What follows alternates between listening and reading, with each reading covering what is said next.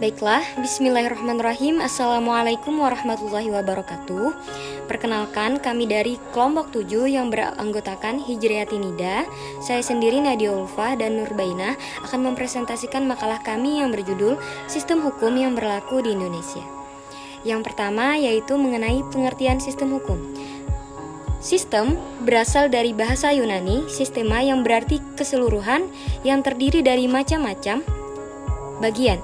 Profesor Subekti menyebutkan bahwa sistem adalah suatu susunan atau tatanan yang teratur, suatu keseluruhan yang terdiri atas bagian-bagian yang berkaitan satu sama lain, tersusun menurut suatu rencana atau pola, hasil dari suatu penulisan untuk mencapai suatu tujuan. Sedangkan yang dimaksud dengan sistem hukum, menurut Belfroid, sistem hukum ialah suatu rangkaian peraturan-peraturan hukum yang disusun secara tertib menurut asas-asasnya. Nah, jadi singkatnya, sistem hukum ialah suatu susunan atau tatanan teratur dari aturan-aturan hidup, di mana keseluruhan bagian atau komponennya berkaitan satu dengan yang lainnya. Dapat dikatakan bahwa suatu sistem tidak dapat terlepas dari asas yang mendukungnya, dan dalam suatu sistem yang baik tidak boleh terdapat suatu pertentangan antara bagian-bagian. Selain itu juga tidak boleh terjadi duplikasi atau tumpang tindih di antara bagian-bagian tersebut.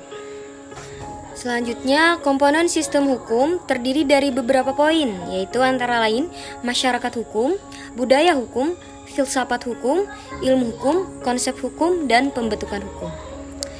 Berikutnya yaitu macam-macam sistem hukum. Jadi sistem hukum ini ada beberapa macam.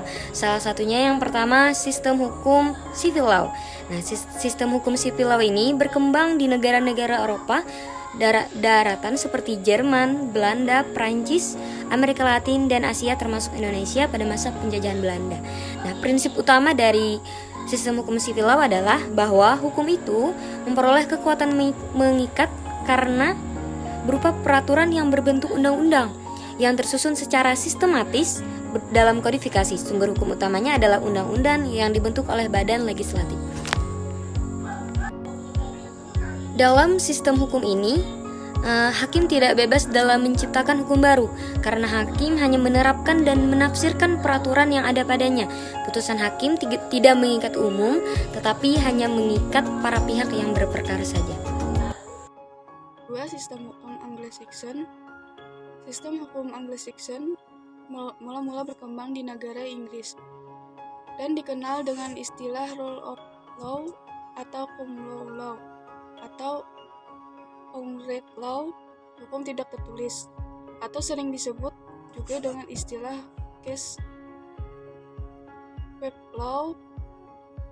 Sistem hukum ini dianut di negara-negara anggota Permakmuran Inggris, Amerika Utara, Kanada, dan Amerika Serikat. Sistem hukum Anglo-Saxon adalah suatu sistem hukum yang didasarkan pada jurisprudensi, yaitu keputusan-keputusan hakim terdahulu yang kemudian menjadi dasar putusan hakim-hakim selanjutnya. Dalam sistem hukum Anglo-Saxon, hakim mempunyai kewenangan yang luas untuk menafsirkan peraturan-peraturan hukum dan menciptakan prinsip-prinsip hukum baru yang berguna sebagai pegangan bagi hakim-hakim lain dalam memutuskan perkara sejenis. Ketiga, sistem hukum adat. Hukum adat adalah sistem hukum yang dikenal dalam lingkungan kehidupan sosial di Indonesia dan negara-negara Asia lainnya seperti Jepang, India, dan Tiongkok. Sumbernya adalah peraturan-peraturan hukum tidak tertulis yang tumbuh dan berkembang dan dipertahankan dengan kesadaran hukum masyarakat. Peraturan-peraturan ini tidak tertulis dan tumbuh berkembang, maka hukum adat memiliki kemampuan menyesuaikan diri dan elastis. Penegak hukum adat adalah pemuda adat sebagai pemimpin yang sangat disegani dan besar pengaruhnya dalam lingkungan masyarakat adat untuk menjaga keutuhan hidup sejahtera. Keempat, sistem hukum Islam.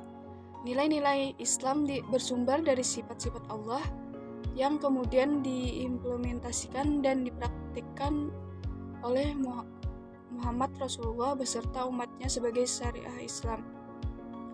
Syariah Islam dalam penjelasan sejarahnya memiliki kedudukan yang amat penting.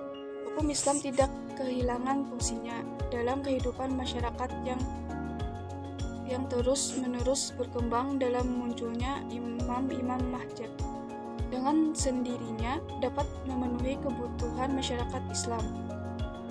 Cakupan syariah adalah amaliyah sebagai konsekuensi dari akidah yang diimani setiap umat.